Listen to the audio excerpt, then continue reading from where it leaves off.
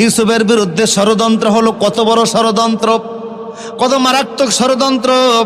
কুয়ার মধ্যে ফেলে এরপরে আসছে কানতে কানতে। এই যে চোখের পানি, এটা কি সত্য পানি? বোঝা গেল নিজের স্বার্থে মানুষ অনেক সময় মিথ্যা চোখের পানিও ছাড়ে। তাই চোখের পানি দেখলেই বিশ্বাস করা যাবে না। কথা বুঝতেছেন কি না?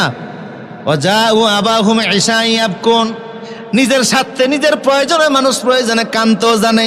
আর সরল মানুষরা আছে চোখের পানি দেখলে একেবারে এলিয়ে যায়। মিয়া সাহেব পানি দেখলেই তারই বিশ্বাস করার কোনো কারণ নাই, কারণ নিজের স্বার্থে আরেকজনকে ধ্বংস করার জন্য মিথ্যা চোখের পানি ছাড়ে। এই তথ্য কোরআনের মধ্যে আছে না নাই? দ্বিতীয়ত, তারা মিথ্যার আশ্রয় নিল। জামার মধ্যে কি লাগাইছে? কথা কয় না, মানুষের রক্ত না ছাগলের রক্ত। ইয়াকুব আলাইহিস সালামের হাতের ভিতরে জামাটা দিয়েছে।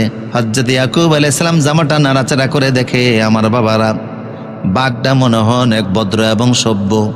আমার বাবা ইউসুফকে জামার ভিতর থেকে কামড়িয়ে কামড়িয়ে ছিঁড়ে ছিঁড়ে খেয়েছে, কিন্তু জামাটা একটু ছিঁড়ে নাই। জামা হুবাহু অক্ষত। এখন একটা আরেকটার ইশারা দিয়ে কয়, কিরে জামাটা একটু ছিঁড়তে পারছিলি না? আরেকটা কয়, মনে ছিল না, ভুলে গেছি।